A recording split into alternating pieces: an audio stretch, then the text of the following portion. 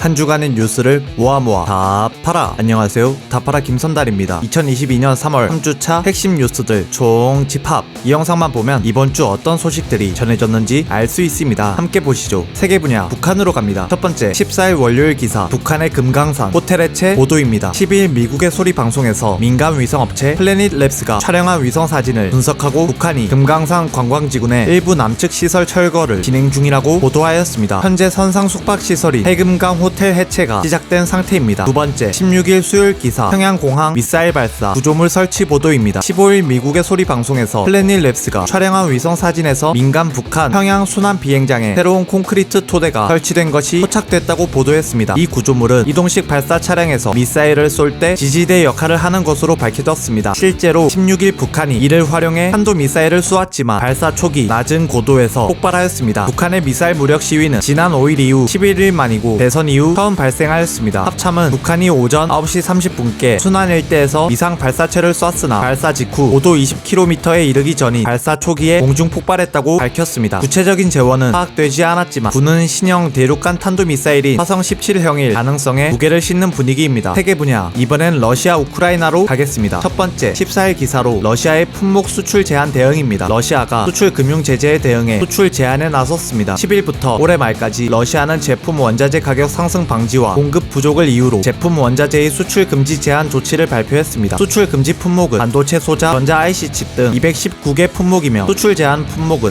281개입니다. 대상국은 카자흐스탄, 벨라루스, 키르기스스탄, 아르메니와 미승인 2개 국가를 제외한 전 세계여서 국제시장에 큰 파급이 야기되었습니다. 이와 같은 조치는 러시아에서 생산된 천연가스, 원유나 각종 제품을 수출하는 데에는 제재를 가하지 않지만 외국에서 생산된 제품, 원자재 등이 유출되는 것을 막겠다는 것으로 외국 기업이 소유한 공장 설비나 자비가 러시아 밖으로 반출되기 어려워졌습니다. 마찬가지로 러시아는 러시아를 떠나는 기업이 늘자 외국 기업이 철수할 경우 국유화 계획을 검토하고 있습니다. 푸틴 대통령은 지난 10일 생산을 중단한 회사들에 대해 단호하게 행동해야 한다고 이 계획을 지지했습니다. 러시아 타스 통신은 국유화될 수 있는 기업 목록에 폭스바겐, 애플, 이케아, IBM, 맥도널드 등 59개 기업이 포함되었다고 전했습니다. 실제로 월스트리트 저널 등 외신에 따르면 러시아 검찰이 우크라이나 침공 사태 이후 러시아 내 사업 중단 및 철수 방침을 밝힌 서방 기업 지도자들을 체포하겠다는 듯 위협적인 경고장을 지난 몇 주 동안 일부 외국 기업에 보냈으며 해당 기업엔 코카콜라, 맥도날드, IBM 등이 포함되었습니다. 이에 따라 세계 최대 고순도 니켈 생산업체를 소유한 러시아 부호가 푸틴 대통령에게 러시아를 떠난 기업의 자산을 몰수하지 말라고 경고하였습니다. 두 번째, 15일 화요일 기사 러시아의 르비우즈 스타리치 지역 폭격 보도입니다. 우크라이나군 교육센터와 야보리우 훈련장이 포함된 르비우즈 스타리치 지역은 나토 회원국인 폴란드 국경에서 불과 20km 떨어진 곳입니다. AP통신은 13일 러시아군이 이들 시설에 30발 이상의 크루즈 미사일을 발사했다면서 나토 회원국 국경과 이토록 가까운 곳을 공격하는 행위는 나토가 원치 않더라도 전쟁에 휘말리게 할 우려가 있다고 알렸습니다. 제이크 설리번 미국 백악관 국가안보 보좌관은 이날 러시아가 실수로라도 나토 영토를 공격할 경우 연합군의 전면 대응에 직면할 것이라고 경고했습니다. 이 지역은 서방이 우크라이나에 군수물자를 지원하는 통로입니다. 전날 러시아는 무기 수송은 합법적 공격 표적이 될 수 있다고 경고한 상태였습니다. 이고리 코냐센코프 러시아 국방부 대변인은 이날 공습 결과 180명의 용병과 대규모 외국 무기들이 제거됐다며 우크라이나 영토로 오는 외국 용병 제거는 계속될 것이라고 경고했습니다. 특히 폭격당한 야보리우 훈련시설은 미군과 나토군이 자체 훈련을 하거나 우크라이나군을 훈련시킨 곳입니다. 세 번째, 16일 수요일 기사 WTO 회원국의 공동성명 발표 보도입니다. 15일 한국을 포함한 세계무역기구 주요국이 러시아의 침공을 규탄하는 공동성명을 발표했습니다. 러시아의 우크라이나 군사공격을 가장 강력한 수준으로 규탄한다며 이번 군사적 행동은 민주주의 국가에 대해 정당한 이유 없이 계획적으로 이루어졌고 이는 국제법과 유엔 헌장, 국제평화 및 안보에 관한 기본 원칙에 대한 명백한 위반 행위라고 비판했습니다. 특히 러시아에 책임을 물을 것이라며 민주주의와 국제적인 안전, 국제법을 저해하는 행동을 중단해야 한다. 우크라이나 지원이나 러시아에 대한 기타 의무 이행 중단이 포함될 수 있다며 예컨대 러시아의 상품과 서비스에 대한 최국 대우 정지 등이 해당된다고 경고했습니다. 네 번째, 17일 목요일 기사 우크라이나 중립국 협상 관련 보도입니다. 우크라이나와 러시아 4차 평화협상에서 중립국 안과 안전 보장안을 두고 조율에 실패했습니다. 러시아는 오스트리아, 스웨덴시 중립국 모델안을 제안했지만 우크라이나는 이를 거부했습니다. 현지 시간 16일 AFT 통신에 따르면 우크라이나 협상 대표단 대통령실 보좌관은 모델은 우크라이나 모델이자 법적으로 보장되는 안전을 토대로 하는 것이라고 말했습니다. 즉 누군가 우크라이나를 공격한다면 국제협력국들이 안전보장 합의의 구속력을 실현할 수 있도록 보장되어야 한다고 설명했습니다. 또한 우크라이나는 나토 가입이 사실상 불가능하다는 점을 인정했습니다. 다섯 번째, 18일 금요일 기사 바이든의 푸틴 전범 첫 공식 표현 보도입니다. 현지 시간 16일 조 바이든 바이든 미국 대통령이 블라디미르 푸틴 러시아 대통령을 직접적으로 전쟁 범죄자라는 표현을 사용하며 비난했습니다. AP통신은 바이든 대통령이 백악관 공식 석상에서 그는 전범이라고 생각한다라고 표현했다고 보도했습니다. 미국에서 전범이라는 단어는 법률적 용어이기에 미국에서 푸틴을 법률적으로 범죄를 저지른 사람으로 규명한 것이기에 향후 미국의 향방이 주목되는 실정입니다. 세계 분야 다음으로 중국으로 갑니다. 첫째, 15일 화요일 기사. 중국의 코로나 도시 봉쇄입니다. 인구 1700만 명의 대도시이자 중국의 실리콘밸리인 광둥성 선전시에 도시 전면 봉쇄 카드를 꺼내 들었습니다. 이에 따라 애플 공급업체인 폭스콘, 반도체 인쇄 회로 기판 제조사 유니마이크론 테크놀로지도 선전 공장 가동이 중단되었습니다. 신규 코로나 감염자가 또다시 최대치를 기록하자 중국은 선전시 외에도 동북부 지린성 성도인 창춘도 봉쇄하였습니다. 창춘엔 이치자동차, 도요타, 폭스바겐, 아우디 등 여러 자동차 생산 공장이 있기에 세계 시장에 많은 혼란이 가해질 것으로 보입니다. 두 번째, 18일 금요일 대만 독립과 조국통일법 추진 기사입니다. 17일 인민일보에 따르면 국무원 대만 판공실 대변인이 17일 기자회견에서 조국통일법 제정을 검토하고 있다고 발표했습니다. 조국통일법은 중국이 보다 적극적으로 국가 분열을 막는다는 취지의 법률적 입장을 강화한 것으로 해석할 수 있습니다. 특히 대만과의 통일을 촉진하는 입법이기에 현 우크라이나 사태와 비견해 전문가들의 여러 해석이 오가는 상태입니다. 세계 분야 미국으로 갑니다. 첫째, 17일 목요일 서머타임 연중 적용 기사입니다. 미국 상원의 만장일치로 서머타임제 연구와 법안이 가결되었습니다. 현 상황은 서머타임제로 인해 매년 3월 둘째 주 일요일에 오전 2시를 오전 3시로 앞당기고 11월 첫째 주 일요일 오전 2시를 오전 3시로 옮겨야 했습니다. 하지만 이번 법안으로 미국과 한국의 시차는 미국 동부 시간 기준으로 항상 13시간이 됩니다. 이러한 변경의 취지는 일광을 효율적으로 사용해 에너지를 아끼면서도 시차 변동을 막아 노동의 효율성도 유지시키기 위함입니다. 둘째, 17일 목요일 사우디, 중국, 미국 원유 시장 문제입니다. 월스트리트 저널에 따르면 현지 시간 15일 중동 친미 맹주인 사우디아라비아가 중국에 수출하는 원유 일부를 위안화로 결제할 수 있는 방안과 페트로 위안으로 불리는 위안화 표시 원유 선물 거래 허용 방안을 검토하고 있다는 보도가 나왔습니다. 이 방안이 적용된다면 러시아가 위안화 결제를 확대하여 세계 금융시장에서 미국 달러와의 기축통화 가치가 떨어질 수 있습니다. 친미인 사우디가 이러한 행보를 보이는 것은 미국의 아프가니스탄 철군과 이란 핵 합의 복원 시도, 예멘 내전에 대해 사우디 자국을 미국이 충분히 지원하지 않았다는 불만이 고조된 것으로 해석되고 있습니다. 셋째, 17일 목요일 미국의 중국 스포츠웨어 브랜드 수입 금지 명령입니다. 미국 세관 국경보호국은 현지 시간 14일부터 대북 제재 관련법 CAATSA를 적용해 중국 대표 스포츠웨어 브랜드 리닝이 제조하거나 생산한 상품을 모두 압류한다고 알렸습니다. 리닝이 북한의 노동력을 활용했다는 것이 제재의 이유입니다. 이에 단순 북한 제재뿐만 아니라 중국이 현 러시아를 지원할 경우 추가 제재 대상이 될 수 있다는 미국의 경고성 제재라는 해석이 나오는 상태입니다. 넷째, 17일 목요일 한국에 대한 미국의 무역 압박입니다. 현지 시간 15일 캐서린 타이 미국 무역대표부 대표는 한국이 미국산 자동차와 농산물 수출 규모를 확대하도록 노력하겠다고 밝혔습니다. 타이 대표는 이날 워싱턴 DC에서 열린 한미 자유무역협정 10주년 기념 행사에서 이와 같은 입장을 밝혔습니다. 또한 중국 견제를 위한 디지털 경제와 공급망 협력을 추진하는 인도태평양 경제 프레임워크에 한국 새 정부가 함께하길 기대한다고 강조했습니다. 다섯 번째, 18일 금요일 미국 연준의 기준금리 인상 발표입니다. 현지 시간 16일 미국 중앙은행인 연방준비제도가 기준금리를 25bp 올린다고 발표했습니다. 따라서 미국 기준금리는 0.25에서 0.50%로 상승했습니다. 연준이 기준금리를 인상시킨 것은 3년 3개월 만입니다. 연준은 경기 침체 가능성이 높아졌다고 생각하지 않는다면 금리를 계속해 인상하겠다는 입장을 보였습니다. 연준은 점도표를 공개해 연내 남은 FOMC 정례회의 때마다 계속 기준금리를 인상시키겠다고 시사했습니다. 만약 매번 0.25%포인트씩 올라간다면 기준금리는 1.75에서 2.0%까지 오르게 됩니다. 골드만삭스는 연준이 매월 국채는 600억 달러, 주택저당증권은 400억 달러씩 감축해 나갈 것으로 예상하였습니다. 여섯 번째, 18일 금요일 흥남철수작전 영웅인 러니 미 해군 제독의 별세 안타까운 소식입니다. 흥남철수작전에서 1등 항해사로 작전을 수행한 로버트 러니 미국 해군 제독이 10일 별세하였습니다. 이에 따라 보훈처는 6.25 전쟁 활약을 토대로 17일 조전을 보냈습니다. 세계 분야 마지막은 일본입니다. 첫째, 18일 금요일 규모 7.4 강진 기사입니다. 일본 기상청에 따르면 16일 오후 11시 36분쯤 후쿠시마 앞바다에 규모 7.4 강진이 발생했습니다. 이번 지진으로 도호쿠 지역인 미야기 후쿠시마 현에서 진도 6강이 관측되었습니다. 또한 도쿄에서도 진도 4의 흔들림이 2분가량 발생했습니다. 이에 2명이 사망하고 150명 이상이 다치는 인명피해와 함께 고속철도인 신칸센이 탈선, 반도체 공장 가동 중단, 대규모 정전, 후쿠시마 제2원전의 사용 후 연료 수조의 냉각이 7시간 반가량 정지되는 사건이 발생했습니다. 일본 기상청은 앞으로 일주일 동안 최대 진도 6강 정도의 지진에 주의해달라고 당부했습니다. 다음으로는 코로나 분야입니다. 첫째, 14일 월요일 세계보건기구의 코로나 비상사태 종료 검토 기사입니다. 현지 시간 12일 WHO의 국제보건규정비상위원회는 PHEIC 종료에 필요한 기준을 검토하고 있다고 밝혔습니다. 국제적 공중보건 비상사태 PHEIC는 국제보건규정에 따라 국제적 대응 대응이 필요한 대규모 질병 발생 시 선포되는 최고 수준의 경보입니다. 둘째, 14일 월요일 등교 관련 정책 변동입니다. 14일부터 동거 가족이 확진되어도 학생과 교직원들이 학교에 갈 수 있게 되었습니다. 백신 접종 여부와 무관하게 확진자의 동거인은 방역 지침에 의해 수동 감시 대상으로 분류되어 담당 보건사의 권고와 주의사항을 자율적으로 지키게 됩니다. 이러한 조치는 교육부가 기간제 교사, 퇴직 교원으로 대체 인력을 증가시켰지만 대체 인력이 부족하다는 입장입니다. 하지만 이에 따른 학부모들의 불안은 가중되는 상태입니다. 셋째, 14일 월요일 5에서 11세 코로나19 백신 접종입니다. 14일 중앙재난안전대책본부에서 코로나19 백신 접종 예외 대상이었던 5에서 11세 소아도 30일부터 백신 접종을 시작한다고 밝혔습니다. 이에 따라 24일부터 사전 예약을 받게 됩니다. 다음 분야는 정치입니다. 첫째, 15일 화요일 공기업 인사 중단 요청입니다. 윤 대통령 강선인, 인수위는 공공기관 추가 인사 동결을 요청하였습니다. 현재 문정부에 임명된 공공기관장의 67%가 1년 넘게 임기를 남겨두고 43%가 2년 이상 남았으며 6개월 미만인 경우는 10%가 되지 않습니다. 공공기관 기관장은 3년, 감사와 이사의 임기는 2년입니다. 따라서 새 정부 출범 이후 정부와 공공기관 간의 원만한 협의를 위해 이와 같은 요청을 신청한 상태입니다. 이에 따라 한국성장금융투자운용의 임원 교체 안건이 전격 취소된 상태입니다. 둘째, 16일 수요일 대통령 집무실 용산 이전 기사입니다. 윤 당선인이 대통령 집무실을 용산에 위치한 국방부 청사로 옮기는 것으로 유력해졌습니다. 이에 국방부는 본청을 비워 합참으로 옮겨 공간을 공유하다 과천으로 이전할 것으로 알려졌습니다. 또한 합참은 현 서울 관악구에 위치한 수도방위사령부로 이전할 것으로 알려졌습니다. 이에 따라 여하의 여러 의견이 오가는 상태입니다. 셋째, 16일 수요일 태스크포스 구성입니다. 윤 당선인은 청와대 개혁 태스크포스에 이어 디지털 플랫폼 태스크포스와 정부 공공혁신 태스크포스를 추가로 구성하였습니다. 이번에 추가된 두 태스크포스는 서로 유기적으로 연결해 디지털 플랫폼 정부를 효과적으로 구현하기 위한 방침입니다. 윤 당선인은 작년 12월 공약 발표 당시 디지털 플랫폼 정부를 강조한 바 있습니다. 넷째, 16일 수요일 미국 EU 특사 기사입니다. 윤 당선인은 현재 주요국 가운데 미국과 EU에만 특사를 보낸다고 밝혔습니다. 이에 주요국 중 중국과 일본, 러시아는 논쟁적인 외교 회한안이 많아 특사를 서둘러 보내지 않는다는 설명입니다. 다섯째, 16일 17일 쿼드 가입 관련 행보 기사입니다. 지난주 윤 당선인이 미국, 일본 정상과의 소통에 이어 호주, 인도 총리와도 통화하게 되었습니다. 이는 외교 안보 분야 대선 공약인 쿼드 가입을 위한 행보로 밝혀졌습니다. 5월 중순 일본에서 제3차 쿼드 정상회의가 열리기 때문에 이를 앞두고 사전 정지 작업인 것으로 해석됩니다. 윤 당선인 대변인은 윤 당선인이 16일 호주 총리, 17일 인도 총리와 통화하며 양국 간 경제협력 발전 방안을 논의했다고 밝혔습니다. 여섯째, 18일 금요일 선거사무 보이콧입니다. 대통령 선거 때 사전투표 부실관리 후폭풍으로 선거관리에 비상이 걸렸습니다. 6월 1일 지방선거를 앞두고 지방자치단체 공무원들이 집단적으로 선거사무 보이콧 조짐이 나타나고 있습니다. 선거사무에 대한 법적 분쟁 및 국민들의 비난, 시간당 약 6,000원으로 최저임금 수준에 못 미치는 수당이 이의 원인으로 보고 있습니다. 앞서 대통령 선거에 대략 50만 명의 투표관리관, 사무원, 참관인이 참여했으며 지방선거 땐 최대 65만 명의 지원 인력이 필요할 것으로 예상됩니다. 이런 지원 인력은 주로 지자체, 교육청 공무원 및 공무직 등에서 동원되는 것으로 알려져 있습니다. 따라서 보이콧 조짐에 대한 여러 수습 대책이 절실한 상태입니다. 이번엔 경제 분야입니다. 첫째, 14일 월요일 PIF의 대주주 행보입니다. 11일 금융감독원 전자공시 시스템에 따르면 사우디아라비아 국부펀드 PIF의 국내 게임 기업 NC소프트 보유 지분율이 9.26%로 증가했다고 공시했습니다. 이로써 PIF는 NC 2대 주주가 되었으며 김택진 NC소프트 대표와의 격차가 2%포인트 정도로 줄었습니다. 또한 지난 1일 넥슨 본사인 넥슨 재팬 지분 1.07%를 추매해 지분율을 7.09%로 높여 3대 주주와 지분율이 1%포인트 밖에 차이가 안 나게 되었습니다. PIF는 액티비전 블리자드, 일렉트로닉 아츠, 테이크투 인터랙티브 소프트웨어, 캠콤 등 글로벌 인기 게임사들의 지분을 다수 보유한 상태입니다. 이에 따라 업계는 PIF의 행보를 탈석유를 위한 투자 차원으로 해석하지만 혹시 모를 적대적 임수합병에 대한 경각심도 가져야 한다고 우려하고 있습니다. 둘째, 15일 화요일 카카오 김범수 의장의 행보입니다. 카카오 이사회 의장 김범수가 의장직에 물러나 카카오 최우선 과제인 해외 사업에 집중하겠다는 의지를 표명하였습니다. 기존 국내 중심 사업을 해외향으로 재편해 메타버스 블록체인 대체 불가 토큰 신사업을 앞세우겠다는 청사진을 내놓았습니다. 또한 게임, 인공지능과 슈퍼 지식재산권 기획 제작도 주력한다고 밝혔습니다. 우선 핵심 해외 공략지는 일본과 싱가포르로 밝힌 상태입니다. 셋째, 15일 화요일 함영주 하나금융 부회장 DLF 소송 패소 사건입니다. 14일 서울행정법원에서 함영주 하나금융그룹 부회장의 하나은행장 시절 파생결합상품 불안전 판매와 관련해 1심 패소 판결을 내렸습니다. 2016년 하나은행과 우리은행이 주요국 해외 금리와 연계된 DLF를 판매했지만 2019년 하반기 선진국 국채금리가 떨어져 투자자들에게 669억 원 상당의 손해가 발생했습니다. 손실률은 54.5%입니다. 금융감독은 우리은행과 하나은행이 상품을 불안전 판매하고 내부 통제를 소홀히 한 책임으로 사모펀드 업무 일부 정지와 과태료 징계를 의결했습니다. 재판부는 행정부는 삼전은행장 등을 비롯한 임직원이 일부 사유를 제외하며 불안전 판매를 방지하기 위한 내부통제 기준 마련 의무를 위반했다. 내부통제 기준의 실효성이 없게 되는 경우 내부통제 기준 마련 의무를 위반한 것으로 봐야 한다고 판시했습니다. 넷째 15일 화요일 한국전력 역마진 기사입니다. 지난 1월 한국전력이 1조 5,751억 원의 전력 판매 역마진을 냈습니다. 현재의 고유가 추세가 이어진다면 이러한 적자 상황은 더욱 심화될 것으로 우려되고 있습니다. 다섯 번째 17일 목요일 닭고기 업체 담합입니다. 지난 16일 공정거래위원회는 치킨에 사용되는 육개 신선류 가격과 출고량을 담합한 16개 사업자에 1,700억 원대 과징금을 부과하고 5개 사업자를 검찰에 고발했다고 알렸습니다. 16개 사업자는 2005년 11월부터 2017년 7월까지 약 12년에 걸쳐 담합하였습니다. 육개 가격을 구성하는 모든 가격 요소를 인상시키고 할인 하한선 할인 대상을 합의했으며 육개 신속육을 냉동 비축하여 출고량을 줄였습니다. 마찬가지로 유통시장에서 생계 구매량을 늘려 생계 시세를 인위적으로 상승시켰습니다. 게다가 종란과 병아리를 폐기 감축하는 방법으로 육개 생산량을 조절한 것도 포착되었습니다. 여섯 번째 18일 금요일 중고차 판매업 생계형 적합업종 제외 소식입니다. 17일 중소벤처기업부는 생계형 적합업종에서 중고차 판매업을 지정하지 않기로 의결했습니다. 심의위는 중고차 판매업 내 소상공인 비중이 서비스업, 도소매업, 자동차 부품 판매업보다도 낮으며 중고차 관련 소상공인들의 연평균 매출액이 크고 무급가족 종사자 비중도 낮아 생계형 적합업종 지정 요건 가운데 규모의 영세성 기준에 부합하지 않는다고 판단했습니다. 또한 심의위는 부대 의견으로 현대자동차와 기아의 중소차 시장 진출에 대해서 중소기업 사업조정심의회에서 고려해 적정한 조치가 필요하다고 남겼습니다. 일곱 번째 18일 금요일 삼성의 에버랜드 노조와해 유죄 확정 소식입니다. 대법원은 17일 업무방해와 노동조합 및 노동관계조정법 위반 등 혐의로 기소된 강경훈 전 삼성전자 부사장에게 징역 1년형을 확정했습니다. 같은 혐의의 이모 전 삼성에버랜드 인사지원실장은 징역 10개월이 확정되었습니다. 이들은 일명 그린화 작업으로 불리는 삼성에버랜드 노동조합을 와해하려는 혐의, 노조 관계자를 문제 인력으로 분류하고 개인정보를 무단 수집한 혐의를 받았습니다. 마지막 분야는 IT입니다. 14일 월요일 미국 완전 자율주행차 허용 기사입니다. 현지 시간 11일 미국 연방정부의 도로교통안전국은 자동운전 시스템을 장착한 자동차에 대한 내용을 밝혔습니다. 방안에는 핸들, 페달, 운전석 등의 장치가 없어도 도로를 주행할 수 있도록 허용하는 내용이 포함되어 있습니다. 현재 미국 연방정부는 이와 같은 입장을 밝혔지만 실제 미국 전역으로 확대 시행하기 위해서 각 주의 정부들이 시행 규칙을 수정하는 작업이 남아있습니다. 이상으로 2022년 3월 3주차 뉴스 소식을 마치겠습니다. 다음엔 4주차의 핵심 뉴스들을 모아 전달하는 시간을 갖도록 하겠습니다. 이상 다파라 김선달이었습니다. 안녕.